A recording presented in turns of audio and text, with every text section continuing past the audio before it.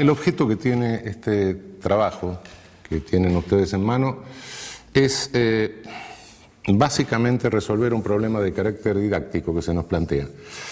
Hace 30 años, 40, era mucho más fácil explicar la teoría del derecho penal porque confrontaban en realidad dos modelos, bueno, bastante racionales. En realidad podía ser criticable uno, el otro, uno optaba, pero de cualquier manera era bastante más sencillo que hoy, que tenemos que lidiar con 4 o 5 modelos y los tenemos que explicar, porque de lo contrario estaríamos omitiendo conocimientos que son vigentes en el campo de la ciencia jurídica.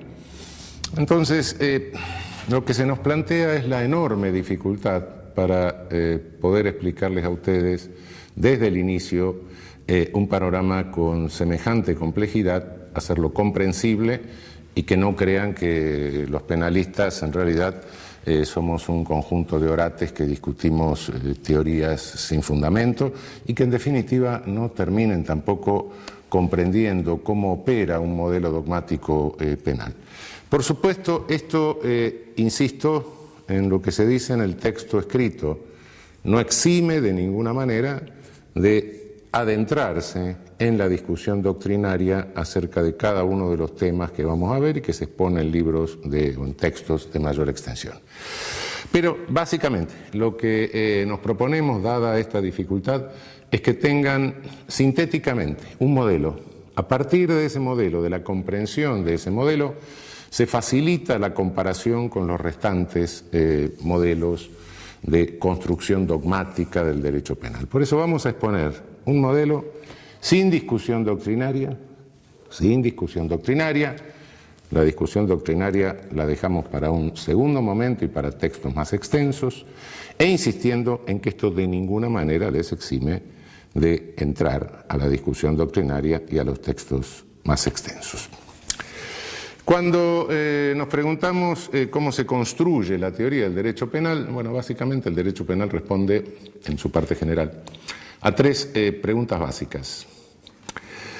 Primera pregunta, ¿qué es el derecho penal en sí mismo? Que es la teoría del derecho penal, por así decir. Segunda pregunta, ¿qué es el delito? Y tercera pregunta, ¿cómo se debe responder al delito? El deber ser de la respuesta al delito sería teoría de la responsabilidad penal o de la pena. ¿Qué es el derecho penal? ¿Qué es el delito? ¿Qué es la pena? Puedo decirlo en forma más sintética. Debo comenzar por destacar que la expresión derecho penal es equívoca. Es equívoca no solo en el lenguaje corriente, sino también en el lenguaje jurídico, en el lenguaje técnico. Se la usa con un elevado grado de imprecisión. Y esto es a veces problemático. Por derecho penal se dice frecuentemente la ley penal. Cuando se dice el derecho penal no prohíbe tal cosa, se está refiriendo a la ley penal. Cuando se dice el derecho penal no puede resolver tal cosa, el derecho penal no puede resolver la toxicodependencia, por ejemplo. El derecho penal no puede resolver el problema ecológico. Lo que se está diciendo es el poder punitivo, el poder que se ejerce al amparo del derecho penal. Y cuando se dice el derecho penal no se ha ocupado de estudiar tal cosa, se está refiriendo a la doctrina penal, a lo que hacemos los juristas. Son 3 sentidos distintos, con 3 protagonistas distintos. La ley penal la hace el legislador, el poder punitivo lo ejercen las agencias ejecutivas del Estado, por así decir, la policía, y la doctrina penal, la teoría del derecho penal, la hacemos los profesores de derecho penal. Por supuesto, son 3 conceptos diferentes que se mezclan en el lenguaje, y a veces se responde a uno con referencia al segundo, etcétera, lo cual confunde el discurso. Tengámoslo claro de entrada: legislación penal es una cosa, ejercicio del poder punitivo, habilitado o no habilitado por la ley penal, es otra cosa, y en tercer término, derecho penal reservémoslo para la llamada, si les gusta, ciencia del derecho penal o saber jurídico penal. Hablé de poder punitivo. ¿Qué es poder punitivo? Poder punitivo es toda coerción del Estado que no persigue ni reparación, y que tampoco contiene un proceso lesivo en curso o inminente. Es decir, con esto le estoy diciendo que no estoy diciendo poder punitivo es, sino poder punitivo es lo que queda después que sacamos la coerción estatal reparatoria y la coerción estatal dirigida a contener un proceso lesivo o inminente. La coerción estatal reparatoria es la civil, es la del derecho privado. La que contiene un proceso lesivo inminente o en curso es la del derecho administrativo. Dicho de otra manera, cuando alguien tiene una deuda, tiene una obligación de carácter civil, tiene que pagarla. Entonces lo que se hace, si no la incumple, es reparar, obligándolo a pagar o ejecutándole un bien con lo cual se repara. Esa es la coerción de carácter privado. La de carácter público, bueno, alguien me corre con un cuchillo por la calle, aparece un funcionario y lo para. Esa es la coerción que interrumpe. Lo que no entra dentro de ninguno de estos dos modelos y es coerción estatal, eso es poder punitivo. Por supuesto que es un concepto mucho más amplio de lo que normalmente se entiende por poder punitivo, porque no todo el poder punitivo se ejerce al amparo de leyes penales, a veces se disfraza. Hay poder punitivo que está legitimado por leyes penales, ese es el manifiesto, es el que realmente lleva el nombre de lo que es. Pero hay un poder punitivo latente, oculto, que se disfraza con otro discurso, se trata de legitimar de otra manera, es decir, la institucionalización prolongada, no por un momento de tapa aguda, es decir, la institucionalización psiquiátrica prolongada, por ejemplo, la internación de un adolescente en un instituto, apilar viejos en una viejoteca para ver si se deprimen y se mueren rápido. Todo eso es poder punitivo. Y me atrevería a decir que era poder punitivo el viejo servicio militar obligatorio, en la medida en que excedía de la instrucción necesaria para armarse en defensa de la nación que dice la Constitución, y que no necesitaba 1 año ni 2 años, claro. Todo eso es ejercicio de poder punitivo con ley latente, es decir, una ley que se encubre con otro discurso.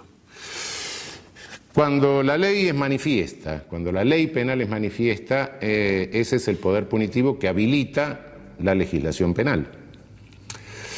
Y nuestro saber jurídico es el sistema de interpretación de las leyes penales manifiestas. No nos vamos más allá.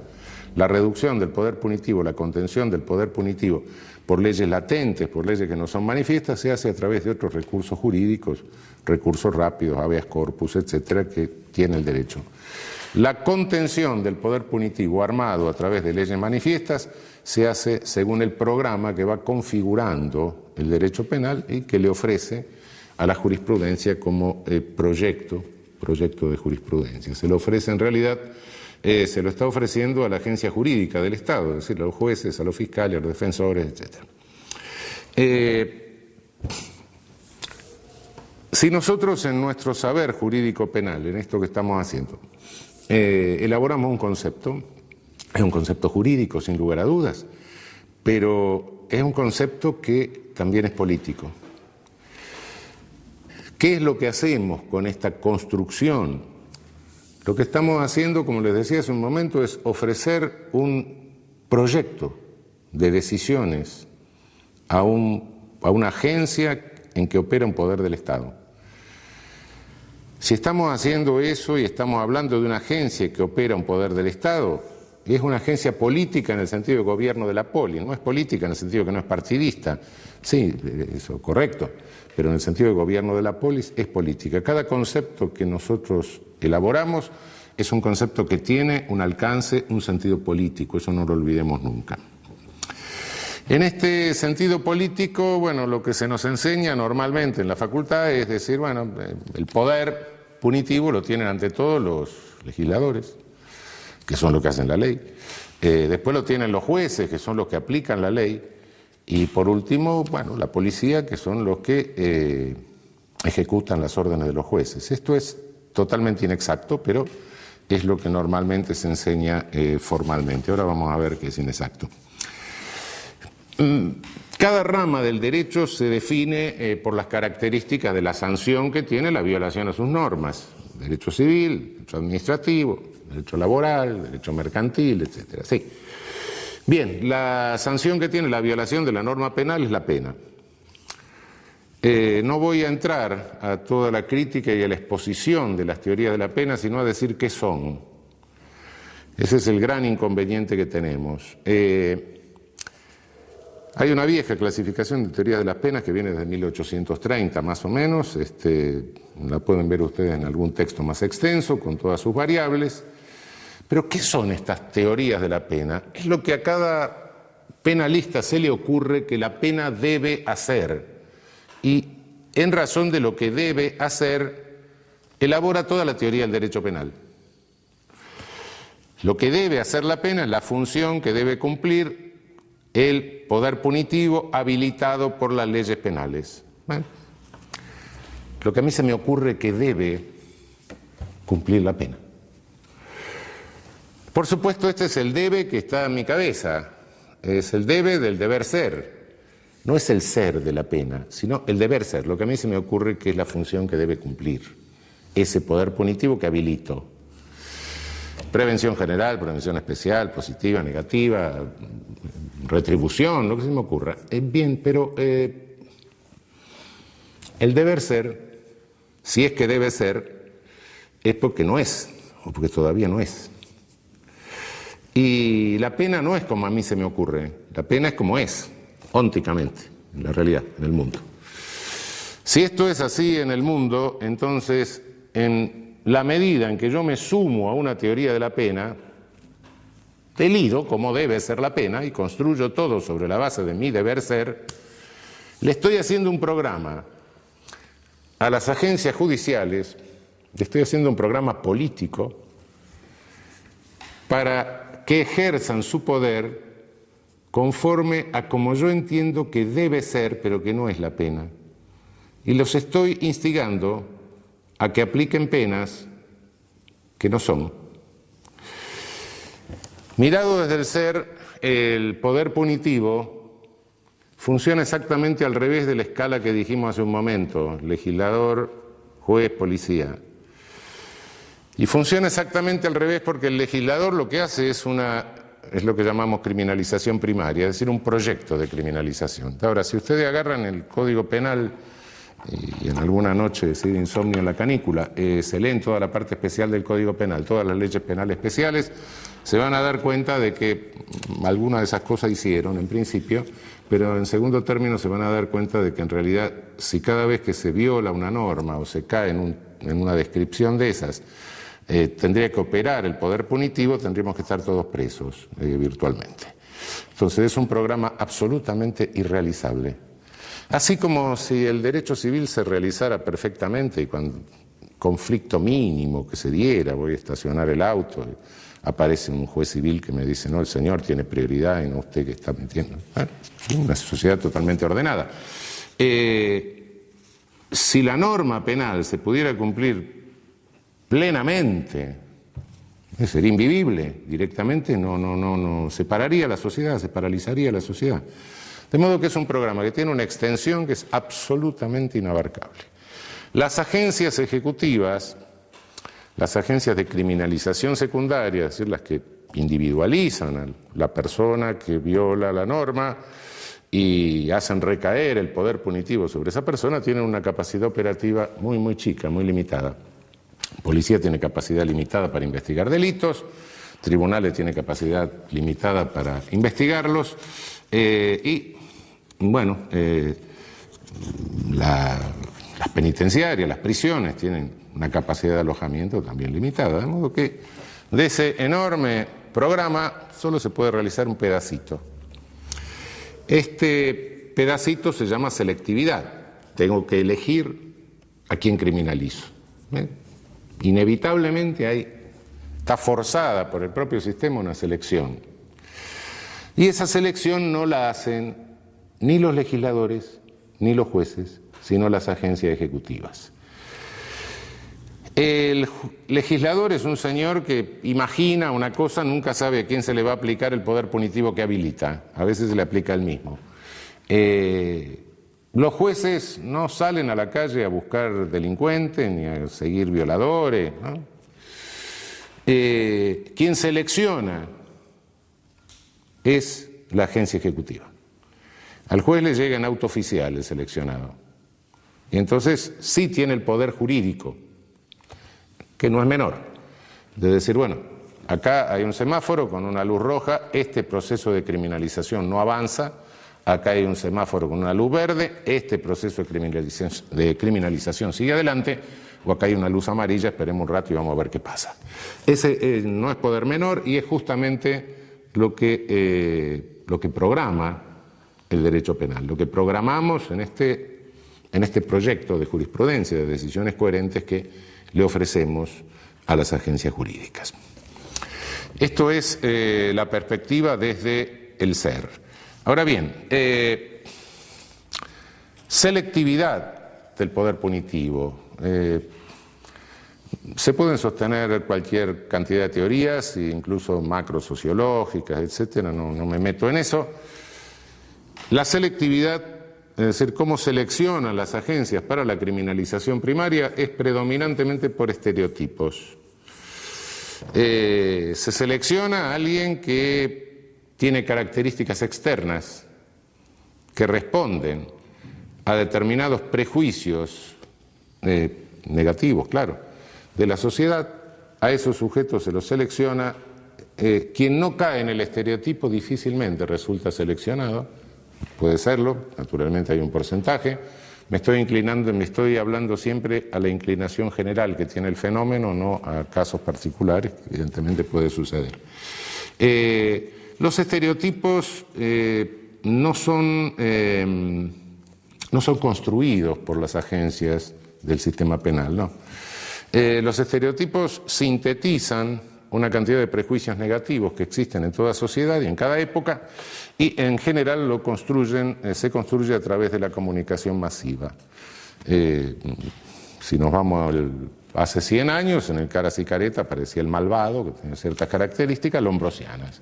Hoy el malvado está construido a través de la caja boba, es decir, de la televisión. Evidentemente cambiaron técnicamente, cambió el contenido del estereotipo, pero de cualquier manera la regla sigue siendo la misma. Cuando Lombroso iba a la cárcel y veía a todos esos sujetos, mujeres estrábicas, tipos prognáticos, la frente huidiza, las orejas en asa, no los inventaba, estaban porque el estereotipo del malvado de la época tenía esa cara y nadie que tuviese esa cara podía caminar mucho tiempo suelto por ninguna capital europea en tiempo Lombroso. Hoy hay sujetos que son también portadores de características estereotípicas, que son otras. En general el estereotipo es feo también, hay un componente de tipo estético en la cuestión, pero fealdad y maldad van más o menos juntas, pero el estereotipo no es algo externo solo, sino que cada uno de nosotros en la vida es como es, con sus características externas, pero conforme a características externas se nos demandan roles. El que tiene aspecto de médico se le demanda el rol de médico, el que tiene aspecto de albañil se le demanda el rol de albañil, y cuando no se responde al rol, bueno, incluso nos enojamos, ¿no? Si todos los días en el colectivo me encuentro con un señor que va vestido de albañil y un día le pido que me haga un revoque en casa y me dice, no, yo soy el profesor titular filosofía presocrática de la universidad, y yo, pedazo de estúpido, porque se viste así, ¿no? Bueno, sí, efectivamente. El portador de caracteres estereotipados, por regla general, como introyecta el rol, lo internaliza, lo asume, conforme a las demandas de los demás, es un sujeto que sí sabe cometer delitos, pero en general son delitos groseros, es decir, la ópera tosca, ¿no? Lo cual facilita, por otra parte, esta selectividad, ¿no? Frente al delito grosero, el seleccionar al sujeto es mucho más sencillo que frente a un delito sofisticado, ¿no? Imagínense que es mucho más sencillo detectar a alguien que va vestido de ladrón, tiene cara de ladrón, se comporta como ladrón y además es una bestia que rompe un cristal de un auto para sacar el pasacassettes, etcétera, es mucho más fácil criminalizar a ese sujeto que detectar toda una operación complicada, de una estafa altamente sofisticada, triangulación internacional, etcétera. Esto hace que la selectividad del sistema penal estructuralmente recaiga siempre sobre sectores más carenciados, operando como una suerte de epidemia, ¿no? Es decir, el poder punitivo en la realidad opera sobre aquellas personas que resultan más vulnerables a ese ejercicio.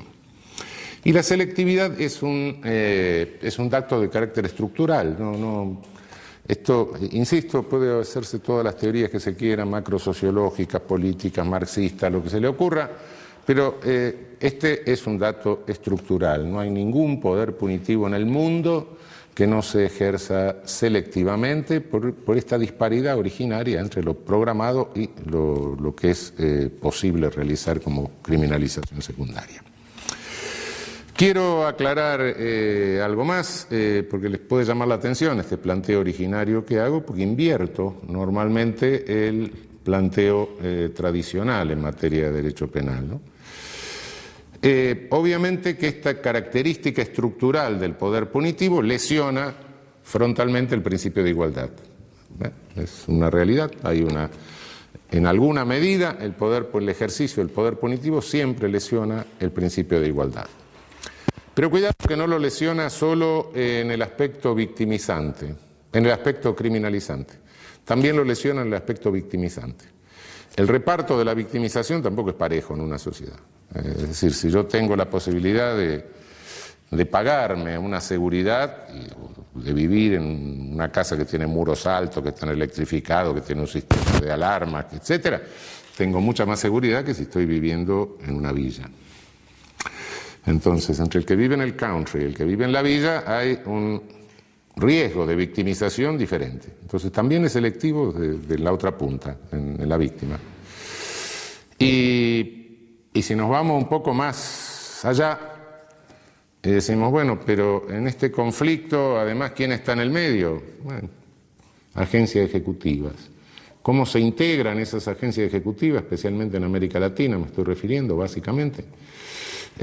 Bueno, con una selectividad también. Se seleccionan, sobre todo a nivel de tropa, a nivel de jerarquías más inferiores, se seleccionan personas de los mismos segmentos sociales que están más castigados por la victimización y por la criminalización.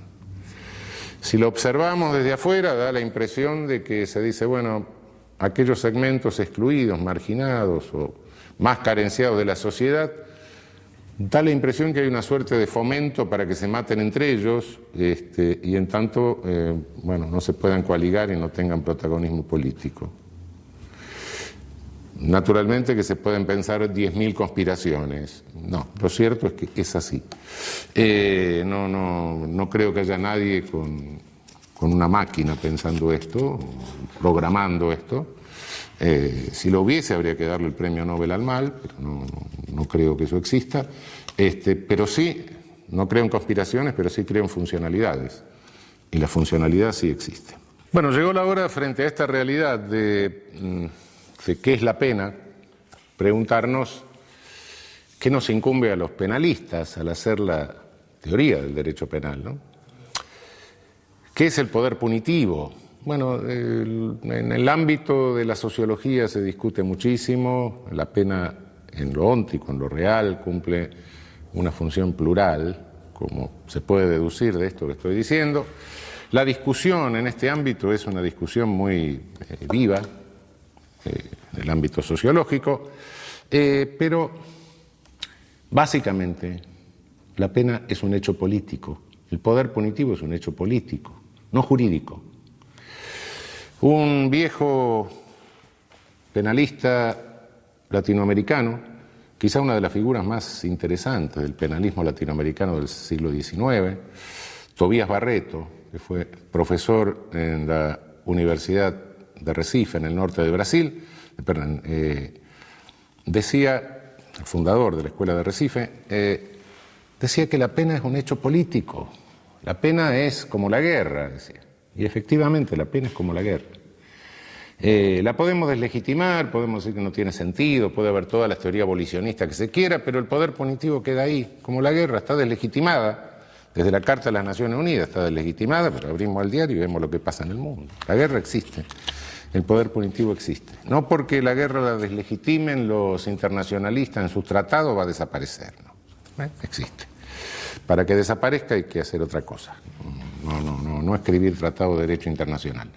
Y para que el poder punitivo se reduzca y desaparezca, también hay que hacer otra cosa, no escribir tratado de derecho penal.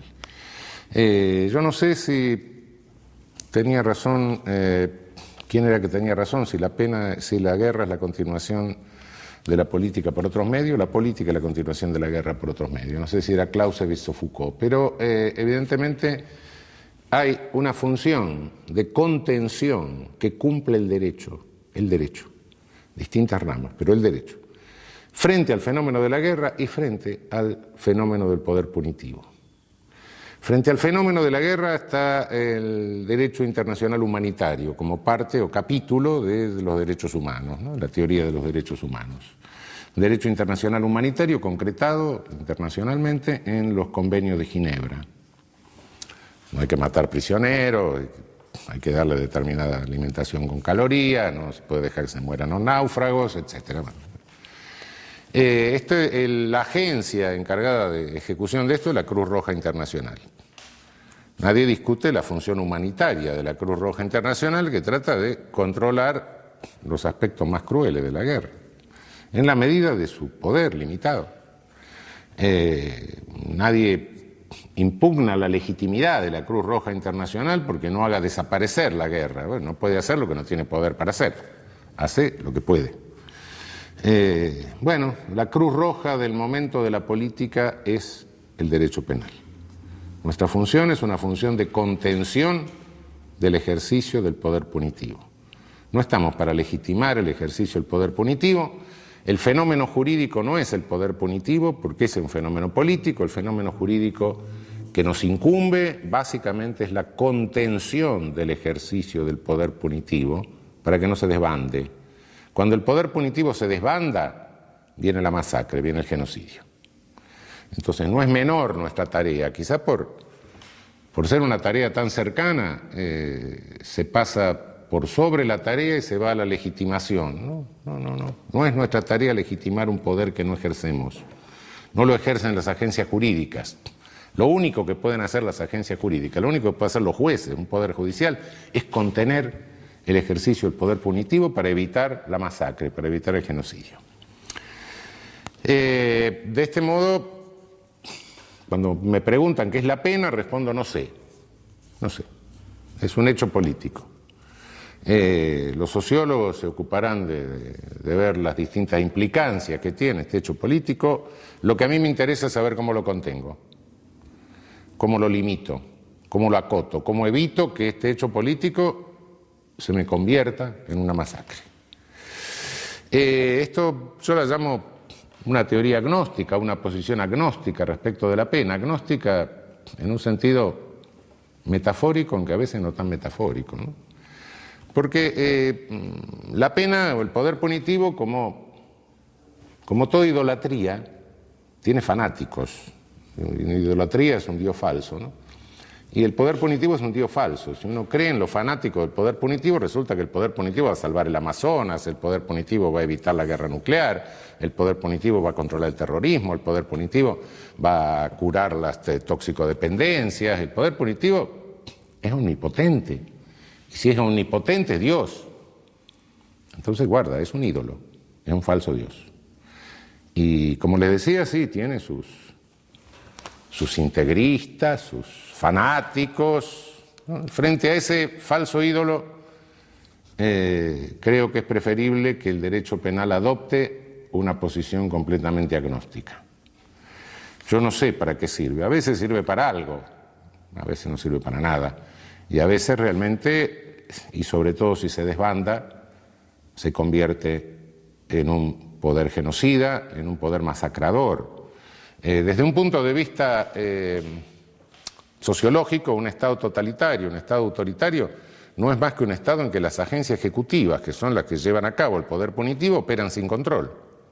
que era la KGB stalinista, que era la Geheime Staatspolizei, la Gestapo. Policías sin control. Entonces, lo que tenemos que hacer es controlar. Nuestra función es la función controladora, la función acotante, la función limitadora del ejercicio del poder punitivo. Somos como la Cruz Roja, no tenemos el poder para hacer desaparecer el poder punitivo. Que el poder punitivo desaparezca de la sociedad es una cuestión que hay que transformar toda la sociedad, etcétera. Eso no lo vamos a hacer desde el derecho penal, cuidado. Quien crea que eso lo va a hacer desde el derecho penal está delirando, evidentemente. Una transformación total de la sociedad para volver a modelos de solución eficaz de conflictos sin ejercicio de poder punitivo es algo que excede nuestra función. La función hoy, aquí, ahora, es contención, limitación, acotamiento del ejercicio del poder punitivo para que no se convierta en una catástrofe, en una masacre. Del lado del poder punitivo y las pulsiones del poder punitivo siempre está el Estado de policía, que quiere que las agencias ejecutivas no tengan ningún control. Podemos terminar en la KGB, en la Gestapo, o cualquier cosa por el estilo. Del lado de la contención del poder punitivo está el Estado de Derecho. Entonces, bueno, vivimos en un Estado de Derecho. Habrá sonrisa frente a esta pregunta, más o menos. Y más o menos, sí. Más o menos, porque ningún Estado de Derecho es perfecto. El Estado de Derecho ideal, en que todos somos iguales ante la ley, lo de abajo, lo de arriba, etcétera, el costado, eso no existe. Todos los Estados de Derecho históricos, reales, son momentos pulsionales entre el Estado de Derecho y el Estado de Policía. El Estado de Policía es una especie de enano que está dentro del Estado de Derecho, que el Estado de Derecho se encapsula, lo contiene, lo limita, es un corsé que le pone a las pulsiones del Estado de Policía. El que siempre tiene la manija quiere quedarse para siempre y aumentar su poder. Pulsión del Estado de Policía. El que no la tiene trata de contenerlo y hacerse con el poder. Cuando llega al poder quiere lo mismo. De modo que la pulsión entre Estado de Derecho y Estado de Policía es constante. Yo no sé si es una dialéctica, porque no sé si hay síntesis, pero son dos fuerzas. En cuanto se debilita el Estado de Derecho, en cuanto se debilita la cápsula, el Estado de Policía sale. Y cada habilitación legal de ejercicio de poder punitivo, como es una habilitación legal de un ejercicio de poder selectivo, es un agujero que se le va haciendo en la cápsula al Estado de Derecho. Puede llegar a reventarlo, claro. Aumenta la posibilidad de arbitrariedad de las agencias ejecutivas del Estado, con lo cual lo debilita. Cada tipo penal, cada nueva ley penal es una nueva arma que tiene el ejercicio arbitrario del poder punitivo. Y las armas, como todos sabemos, las carga el diablo. Por más que no se dispare en el momento, nunca se sabe en qué momento se va a disparar y nunca se sabe contra quién se va a disparar. Pero en cualquier momento se puede disparar. Cuanto mejor contenga el Estado de Derecho al Estado de Policía que tiene adentro, más se va a ir acercando al modelo ideal. Cuando peor lo contenga, más se va a ir alejando del modelo ideal. Pero quede claro, los peores crímenes de toda la historia los ha cometido el ejercicio de poder punitivo desbocado. No es cierto que el mayor número de muertos se deba a las guerras. No. El mayor número de muertos se debe a las masacres, a los genocidios, no a las guerras. A veces cometidos por ejércitos, sí, pero no en función bélica, sino en función policial. Realmente el mayor número de víctimas del siglo XX, que ha sido el siglo de genocidios por excelencia realmente, obedece a poder punitivo desbocado, no a guerras. Por más que las guerras se llevaron unos cuantos millones de personas, el poder punitivo desbocado se llevó muchas más. No voy a entrar en detalle ahora, pero hay cálculos. Bien, tenemos que contenerlo para evitar la masacre. Esa es la función jurídica, importantísima, claro. Muchos dicen, no, pero esto es una visión negativa, es una visión de que nos disminuye, nos coloca en una situación de inferioridad. No, cuidado, asumimos la verdadera responsabilidad. Es nada más ni nada menos que tratar de evitar las masacres. Si a alguien le parece que esto es insignificante, bueno, creo que está un poco equivocado. ¿Cómo lo hacemos? Somos un dique que está conteniendo las aguas del poder punitivo que pulsan por pasar y hacer la masacre. El dique nuestro, el dique jurídico, no tiene posibilidad de evitar totalmente el paso de aguas. Entonces, ese dique tiene que manejarse con un sistema de compuertas inteligente. El sistema de compuertas inteligente es un sistema de filtros. Tenemos que filtrar aguas. Tenemos que filtrar poder punitivo. Lo tenemos que filtrar porque de lo contrario nos rompe el dique si lo queremos parar del todo. Entonces no tenemos posibilidad de eso. Ese filtro tiene que consistir en medir grados de irracionalidad de poder punitivo. Quizá todo el poder punitivo sea irracional, incluso en los casos en que parece más racional, ¿no? Un señor está sentado leyendo el diario, viene el vecino, le da un hachazo, nos parece todo racional el ejercicio de poder punitivo. Sí, bueno, pero en definitiva, si lo pensamos un poco, nos damos cuenta de decir sí.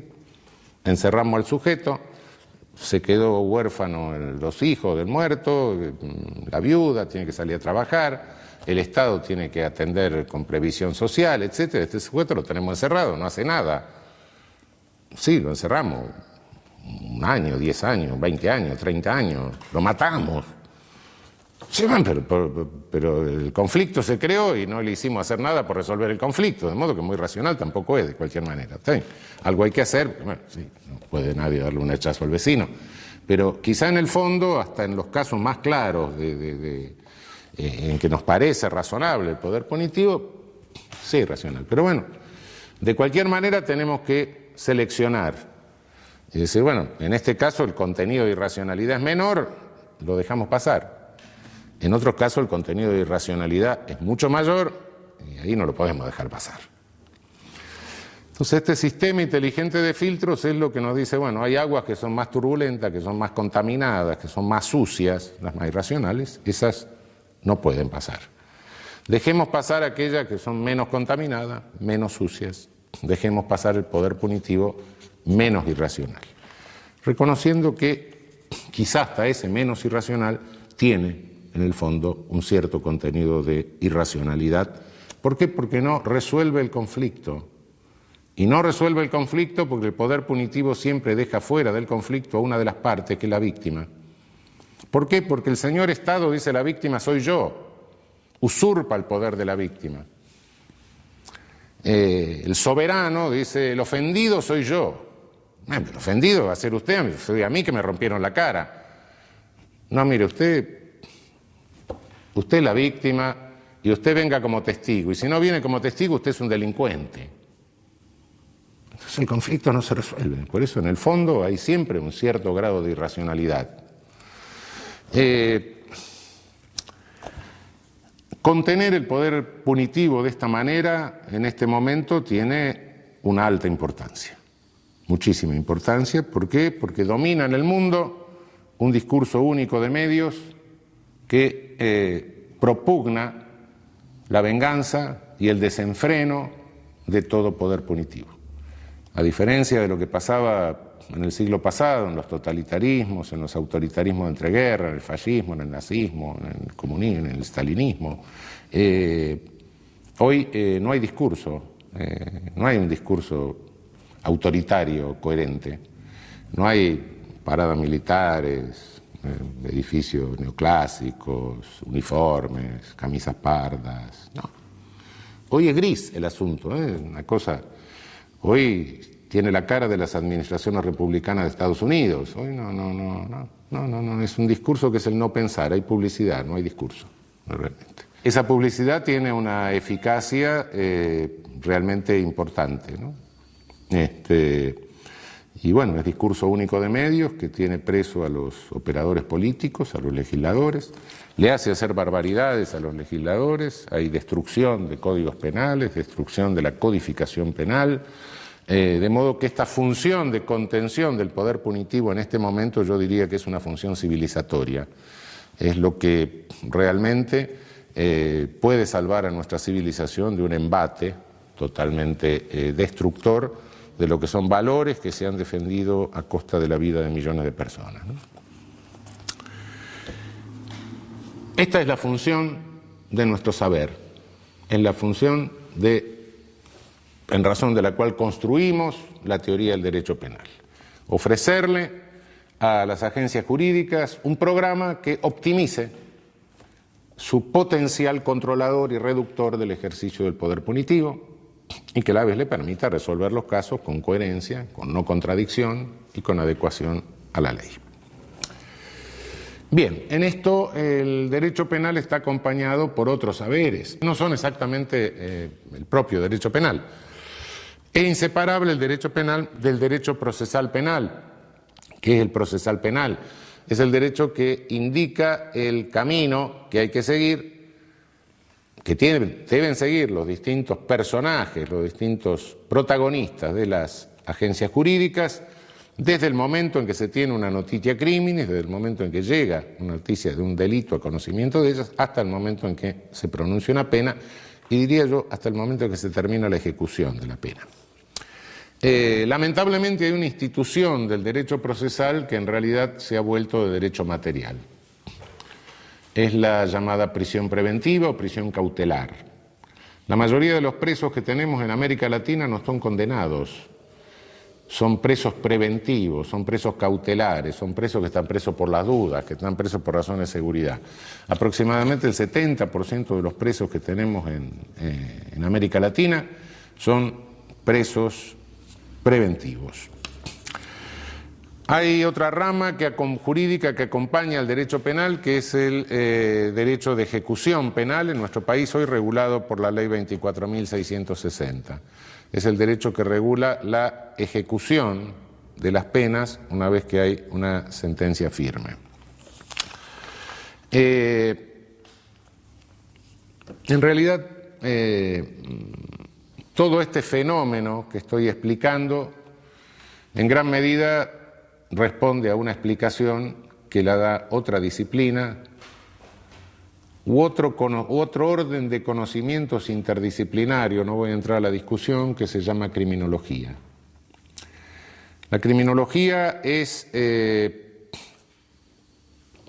conjunto de conocimientos provenientes de distintas disciplinas que me permite acercarme o aproximarme a la realidad del delito y del funcionamiento del sistema penal, de la operatividad del sistema penal. Si tengo que verificar el nivel de irracionalidad del ejercicio del poder punitivo, no puedo hacerlo sin los datos que me proporciona la criminología, que es la ciencia óntica, la de los hechos por excelencia. Ciencia o conjunto de conocimientos, etcétera, proveniente del campo de la sociología, de la psicología, etcétera. Por supuesto que este conjunto de conocimientos también fue manipulado ideológicamente a lo largo de la historia, como lo pueden ver ustedes en lecturas más extensas, no me voy a ocupar hoy de la cuestión, pero indiscutiblemente si el derecho penal no puede prescindir de la información acerca de los efectos reales de sus decisiones. Cada decisión del derecho penal, les dije hace un rato, es una decisión de carácter político que se traduce en un ejercicio de poder del Estado, de una agencia del Estado. Por ende, ese efecto se produce en un mundo real.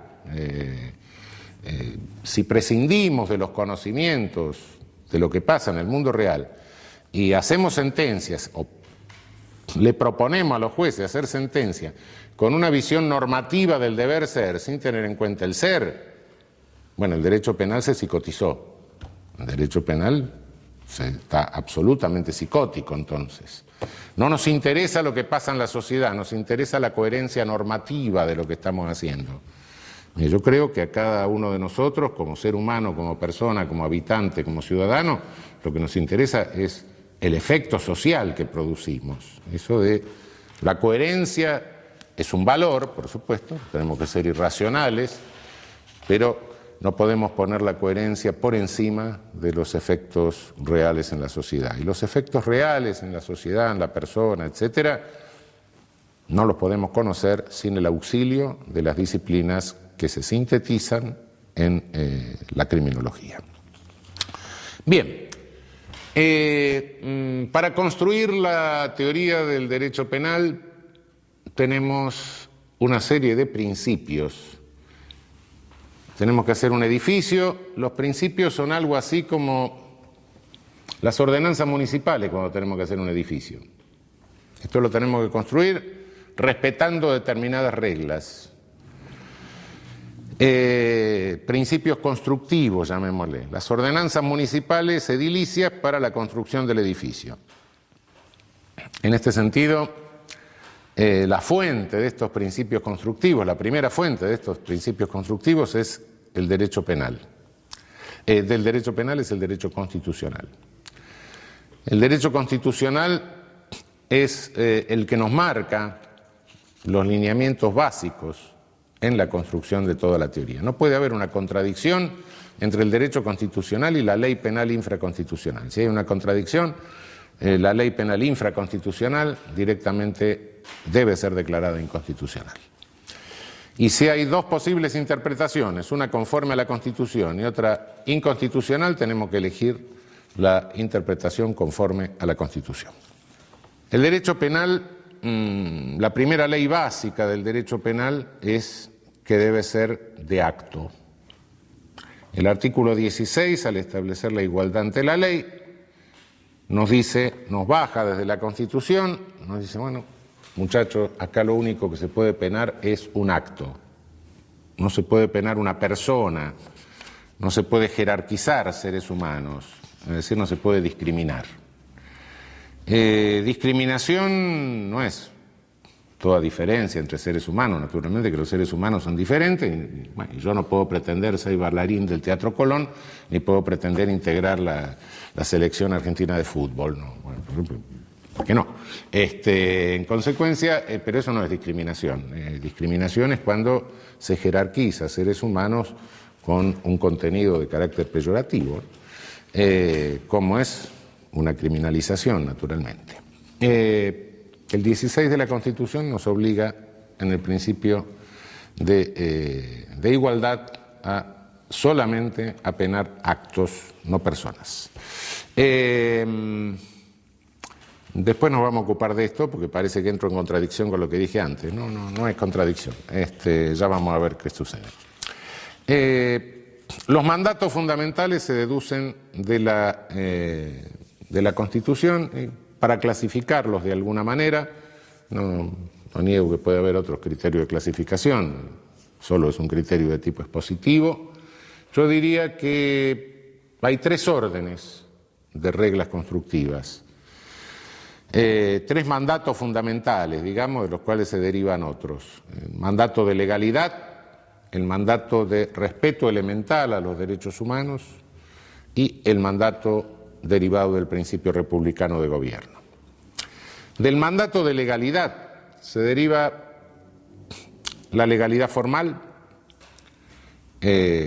una conducta que pueda ser delito tiene que estar establecida en ley formal, sea del Congreso de la Nación respecto de la mayoría, que son, bueno, la facultad de dictar el Código Penal está delegada en nuestro país por las provincias al Congreso Federal, de modo que tiene que ser una ley formal del Congreso Federal.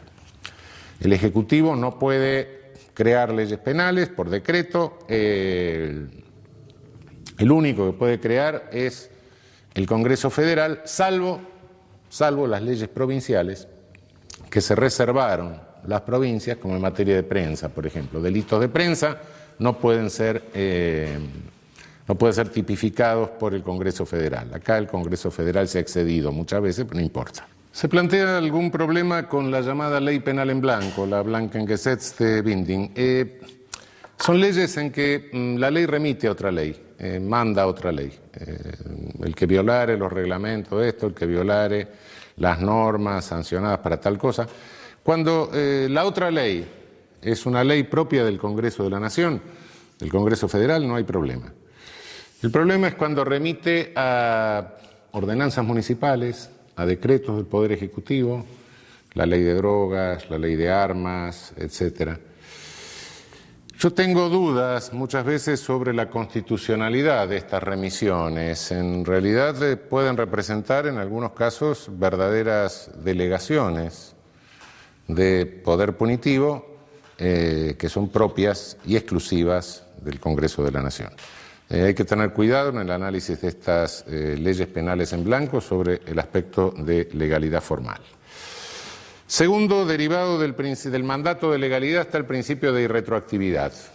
La ley penal más gravosa, la ley penal que agrava, nunca puede ser retroactiva. La más benigna es retroactiva, debe ser retroactiva por mandato de la Convención Americana de Derechos Humanos. Ley penal más benigna no es solo aquella que establece una pena menor, no es solo aquella que naturalmente desincrimina el hecho, sino que también puede ser aquella que establece causas de justificación, de exclusión, de pena, etcétera, o amplía las existentes. Hay leyes desincriminatorias que por supuesto son más benignas, también está la ley desincriminatoria anómala, que es la ley de amnistía, el olvido del delito, amnistía viene de amnesia, ¿no? El tercer subprincipio de este mandato sería el principio de máxima taxatividad legal o interpretativa. Es deber del legislador penal agotar los recursos técnicos para que no queden dudas acerca del concepto, del pragma que quiere incluir en la ley. Cuando el legislador no lo hace, hay que hacer una interpretación que puede resultar forzada, y en ese caso creo que hay una regla, que es decir, bueno, cuando el legislador ha sido oscuro, tenemos que estar a la interpretación más restrictiva de la punibilidad. Reducir el concepto, la regla general, a lo más restrictivo. Cuando el legislador directamente es difuso, la ley penal es inconstitucional abiertamente, ¿no? Por último, creo que tenemos que atener a un principio que es el de respeto histórico al ámbito de lo prohibido. Respeto histórico al ámbito de lo prohibido significa que el legislador no puede prohibir por omisión. Cuando circunstancias tecnológicas, culturales, etcétera, amplían el ámbito de lo prohibido, un ámbito en que prácticamente nos quedamos todos adentro, evidentemente es deber del legislador, en ese caso, volver a legislar. El caso más claro de esta falta de respeto histórico al ámbito de lo prohibido es la Ley de Derechos de Autor. Naturalmente es una ley hecha en los años 30 cuando para violar los derechos de autor sobre una obra impresa lo que se tenía que hacer era una edición de plomo. Hoy lo estamos violando todo porque sacamos fotocopias. Entonces, si vamos a penar a todo el mundo que saque una fotocopia de un pedazo de un libro, bueno, ninguno de nosotros queda exento de pena. Evidentemente ha habido un cambio tecnológico que ha alterado totalmente el ámbito de lo prohibido de hace 70 años ahora. En cuanto a los principios derivados del mandato de elemental respeto a los derechos humanos, creo que el primero es el principio de lesividad o de ofensividad. El señor Estado no puede meterse en nada que no afecte derechos de terceros. Cuando el Estado pretende meterse en algo que solo puede afectar mis derechos, es que me está imponiendo una moral. Es un Estado paternalista. Ese Estado que pretende imponerme una moral, ese Estado paternalista, es un Estado inmoral. Decía Radbruch con toda razón, el derecho es moral justamente porque posibilita lo inmoral. Es decir, me permite convertirme en persona respetando mi autonomía ética. Esto está consagrado en nuestra Constitución Nacional de una manera claramente expresiva, muy significativa, en el artículo 19 de la Constitución Nacional. Este artículo les recomiendo que lo sepan de memoria. Es el pilar fundamental de nuestra Constitución. Nuestro derecho no es un derecho al servicio de ningún ídolo, de ningún ideal, de ninguna cosa suprahumana, trascendente, sino que es un derecho intrascendente de la persona. Es el respeto a la dignidad de la persona y la persona entendida como ente con autonomía ética, como ente poseedor de una conciencia conforme a la cual señala o distingue entre el bien y el mal. Conciencia que la tiene el otro, que tengo enfrente, y a la cual su conciencia le puede indicar otro criterio moral diferente del mío. Y los dos tenemos que convivir. Bien. Principio de humanidad. Ninguna pena, no solo en abstracto, sino también en concreto, puede representar una crueldad inusitada para la persona penada. Naturalmente, cuando ya directamente en la pena prevista en abstracto lo que se cae es en una desproporción loca, en una violación del principio de proporcionalidad, en tal caso, bueno, la violación está claramente en la ley. Pero en la aplicación concreta también puede resultar una pena privativa de libertad que se convierta en una pena de muerte.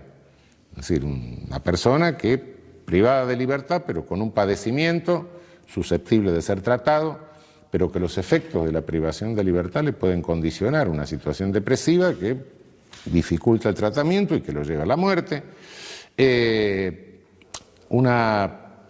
problema de la pena naturalis, cuando del propio hecho se deriva un daño hacia la persona de una calidad tal que directamente hace absolutamente inútil o cruel en ese supuesto la aplicación de la pena. Un sujeto va a poner una bomba, le revienta la bomba, le vuela los dos brazos, las dos piernas, va a poner una pena. O hechos culposos, sobre todo, hechos culposos de tránsito, donde el sujeto sufre lesiones graves, lesiones gravísimas, queda mutilado, se muere toda la familia. Del propio hecho surge, bueno, ahora que todavía que pasó esto, voy a poner la pena, son violaciones al principio de humanidad. El principio de intrascendencia mínima, o de intrascendencia máxima, o de mínima trascendencia. La pena siempre trasciende a terceros, es casi inevitable, sobre todo si es pena privativa de libertad. Trasciende a la familia, si el sujeto es un comerciante, un industrial, la pena puede trascender a su actividad y por ende trascender a empleados, trabajadores, etcétera. Es casi inevitable que la pena trascienda, por más que es un principio que la pena no puede trascender la persona del infractor, pero de hecho la pena trasciende. Bueno, hay que tratar el principio de trascendencia mínima, impone que evitemos toda trascendencia absolutamente innecesaria, que sea innecesaria, que limitemos la trascendencia a aquello que es inevitable como consustancial ónticamente a la pena. La prohibición de doble punición. El hecho debe ser, todo delito debe ser penado una vez y una única vez. No puede haber dos penas para un mismo delito. Esto no se debe hacer. Esto está claro, no hay muchas dudas, pero en la práctica puede suceder en algunos casos cuando la persona está sometida a dos órdenes jurídicos, es decir, a un orden jurídico formal, por ejemplo, y a un orden jurídico comunitario. Personas que pertenecen a culturas originarias, que de ninguna manera pueden eludir la sanción comunitaria por el hecho, y sin embargo se le impone una sanción de carácter formal a través del juez penal, etcétera, cuando la comunidad a su vez también le impone una sanción, que la más grave de las sanciones comunitarias es la expulsión de la comunidad. En tal caso hay una doble punición.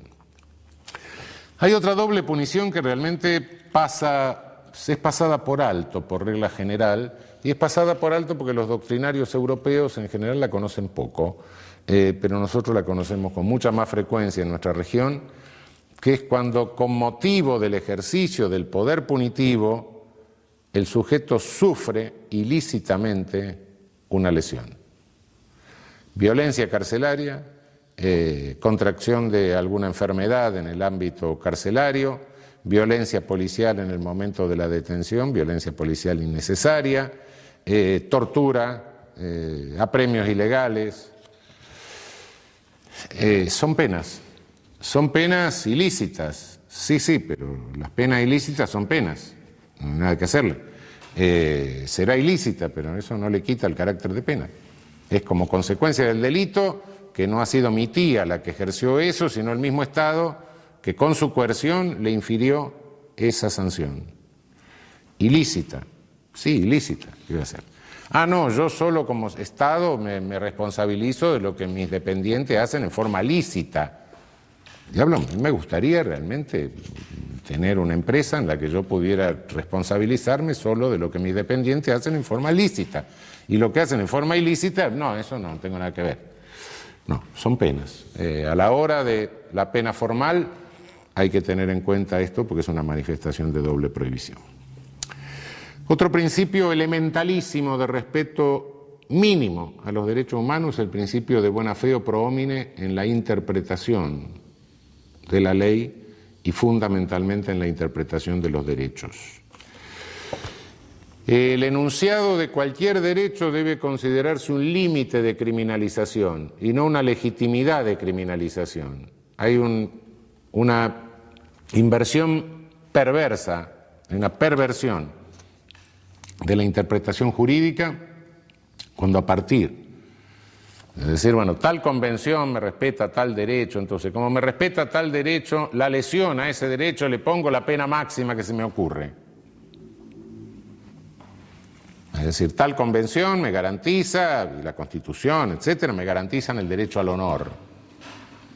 Entonces, cualquier medio de comunicación que lesione mínimamente el honor, le tengo que poner 10 años de privación de libertad. ¿Por qué? Porque el honor está tutelado. No, cuidado, es una interpretación de carácter perverso.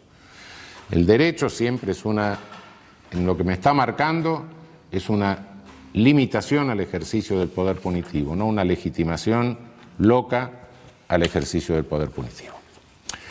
Por último, tenemos los principios que se derivan del mandato republicano de gobierno.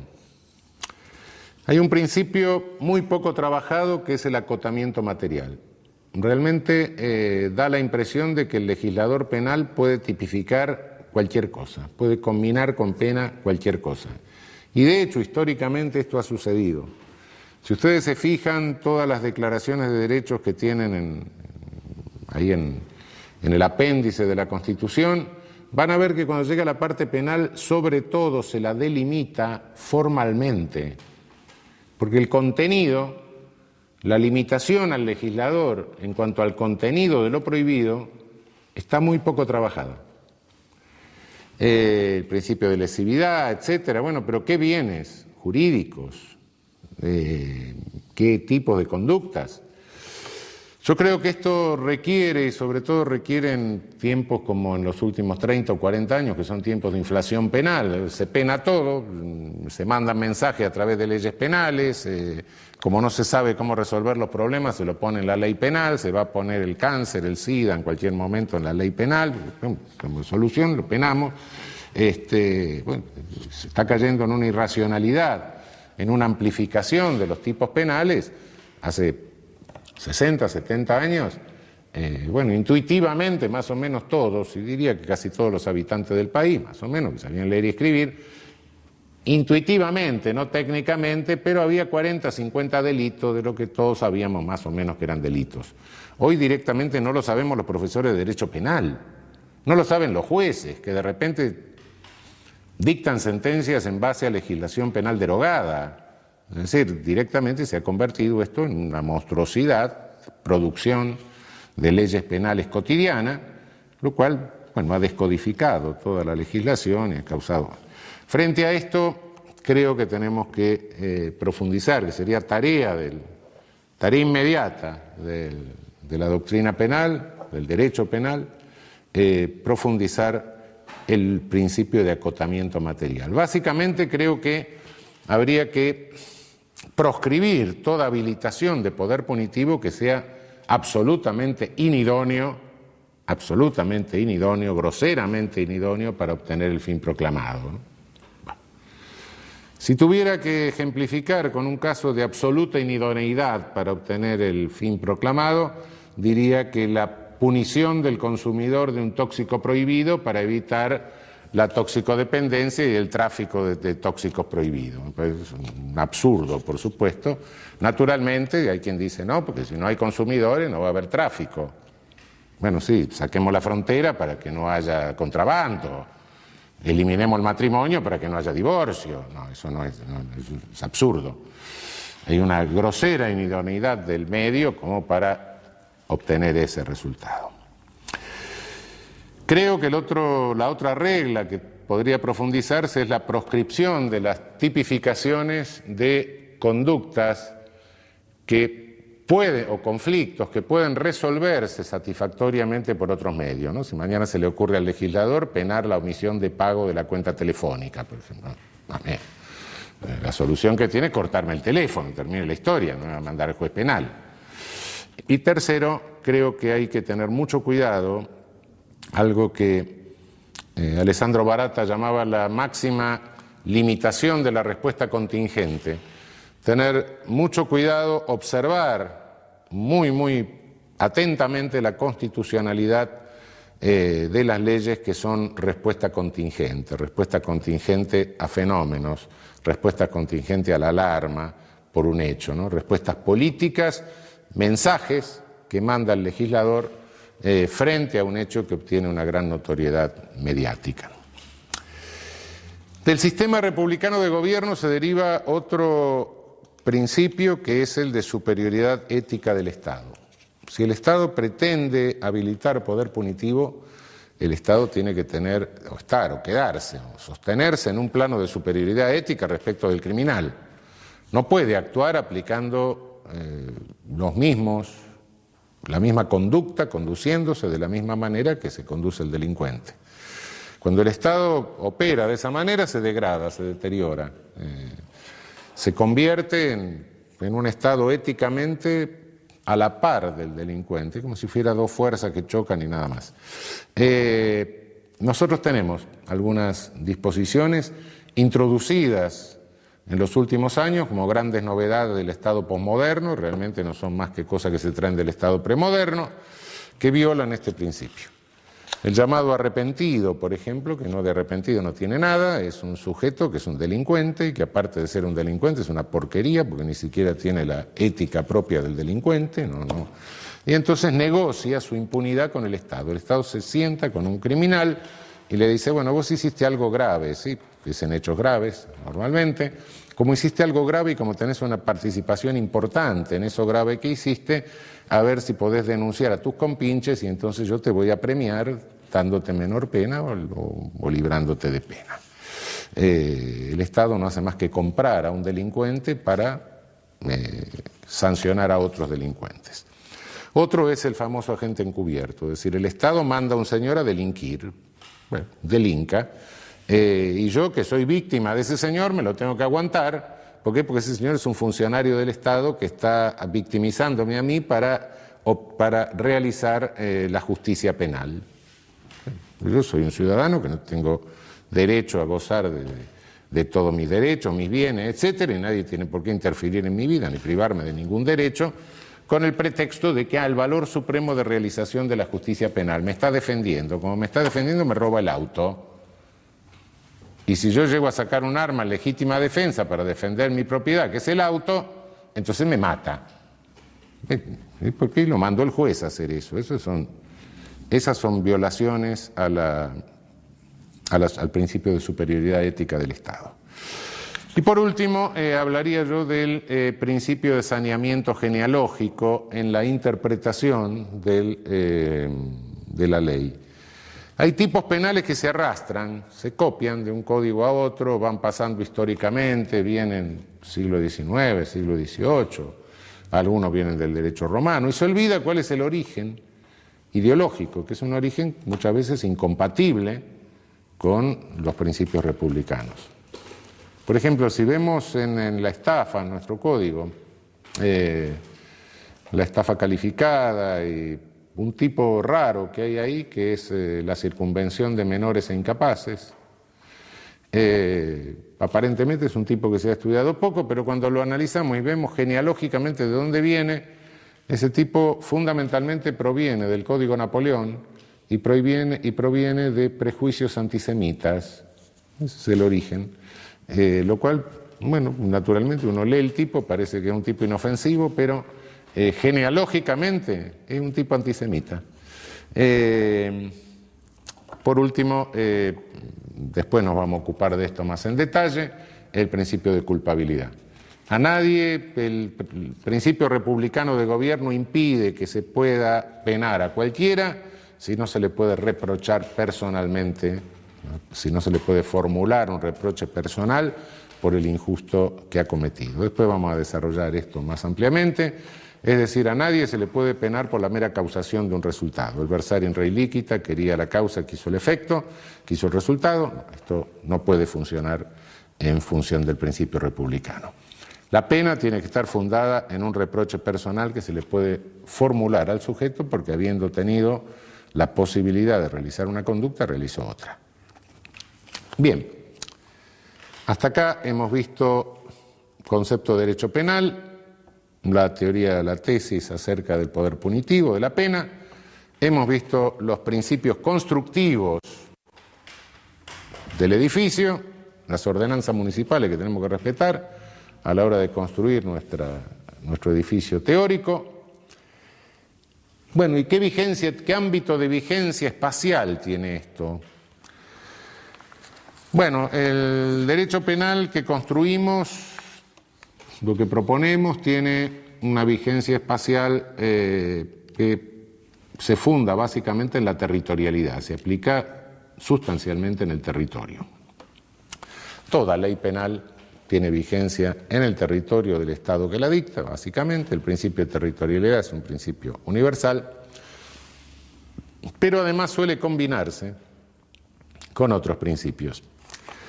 El principio real o de defensa, que es aquel que se aplica al Estado titular del bien jurídico. Por ejemplo, en falsificación de moneda, el efecto de falsificación de moneda se produce sobre el Estado emisor de la moneda.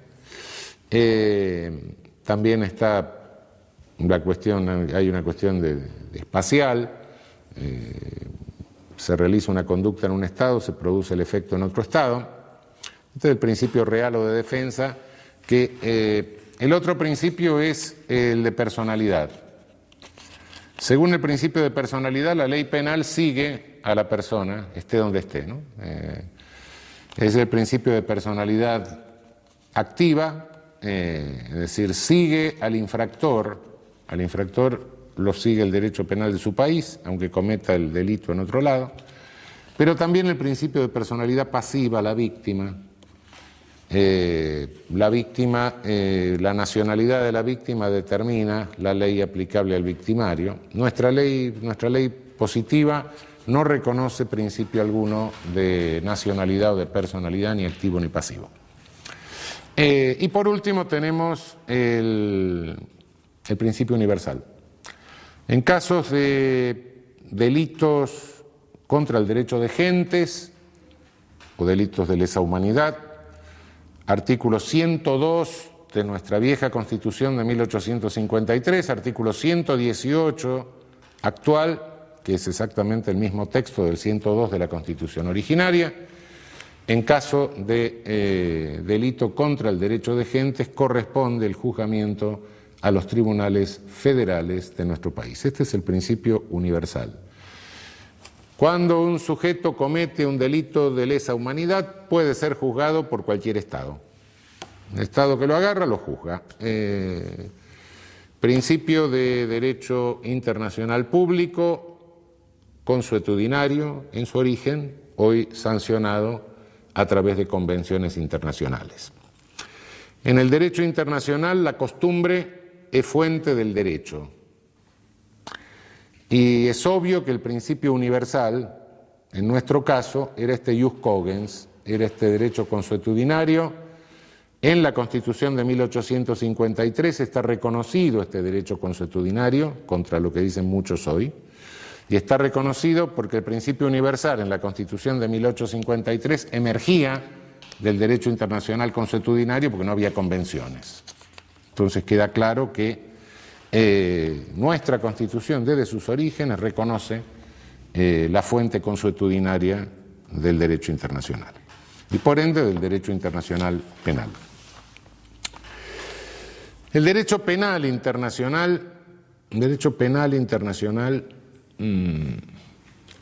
es un fenómeno que se produce a partir del final de la Segunda Guerra Mundial, Tribunal de Nuremberg, Tribunal de Tokio, tribunales establecidos por los vencedores, tribunales ad hoc, tribunales especiales creados por Naciones Unidas, mucho más acá, que fueron los tribunales ad hoc para la ex Yugoslavia y el tribunal ad hoc para Ruanda, crímenes de lesa humanidad cometidos en territorio de los Balcanes y en África, en Ruanda. Y finalmente tenemos el derecho penal internacional, o internacional, sí, derecho penal internacional, que es el instrumento último es el Estatuto de Roma, que crea el Tribunal Internacional, el Tribunal Penal Internacional. Se discute la función de la pena en el derecho penal internacional. Yo creo que la pena no cambia de ninguna manera su carácter. El poder punitivo no pierde el carácter selectivo por el hecho de internacionalizarse.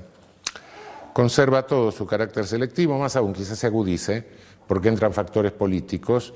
Sin lugar a dudas que a un tribunal penal internacional va a dar a alguien que perdió el poder. Sí, mientras lo tiene, no. Lo cual agudiza la característica selectiva que tiene el ejercicio del poder punitivo.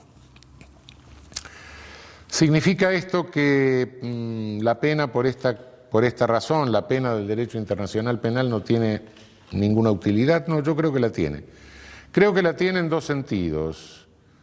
Primero, diría que puede poner orden, es susceptible de poner un poco de orden en algo que si se va de la mano puede resultar terriblemente caótico, como sería el caso de la aplicación indiscriminada del principio universal. Si a cada uno se le ocurre empezar a penar al jefe de Estado vecino que encuentra en su territorio, bueno, vamos a tener un pequeño problema. El derecho universal, el principio universal es un principio generoso, pero en el cual hay que tener bastante cuidado en su aplicación, porque la calificación la puede hacer el Estado que ejerce la competencia o la jurisdicción, y en tal caso esto puede resultar caótico. Creo que eso permite poner bastante orden en la cosa. En segundo término, creo que hay algo que después lo vamos a ver un poco más claro al hablar de culpabilidad. A medida que mayor es el ilícito, a medida que mayor es el esfuerzo que el infractor realiza para ponerse al alcance del poder punitivo, menor es el poder que tenemos las agencias jurídicas para contener el poder punitivo. Esto lo verificamos históricamente. Cuando el infractor que ha hecho un enorme esfuerzo por alcanzar el poder punitivo, del genocida, es ejecutado por una víctima, o por varias víctimas,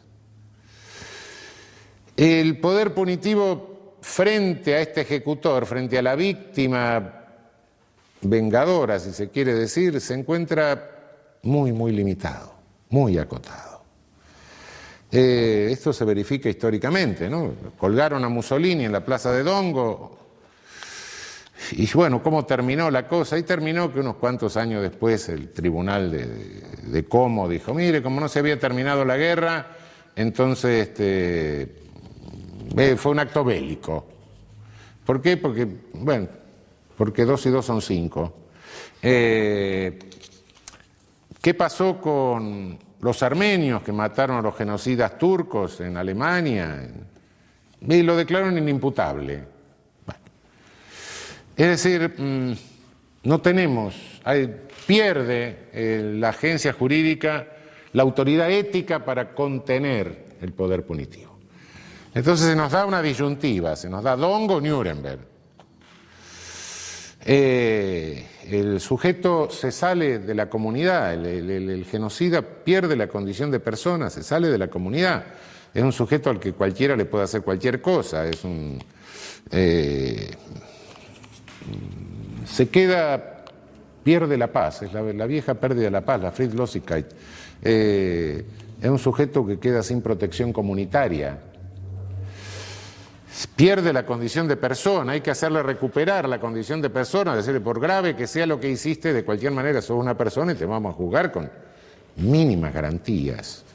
Por supuesto que no recuperaron mucho la condición de persona los que ahorcaron en Nuremberg, ¿no? Bueno, pero lo que se está haciendo ahora con el Estatuto de Roma, que marca una pena máxima de 30 años, lo que se está haciendo, lo que se hizo con los tribunales ad hoc de la ex Yugoslavia, lo que se hizo con el tribunal ad hoc de Ruanda, es decirle, hacerle recuperar la condición de persona y por otra parte evitar una reacción de carácter que es de una horda.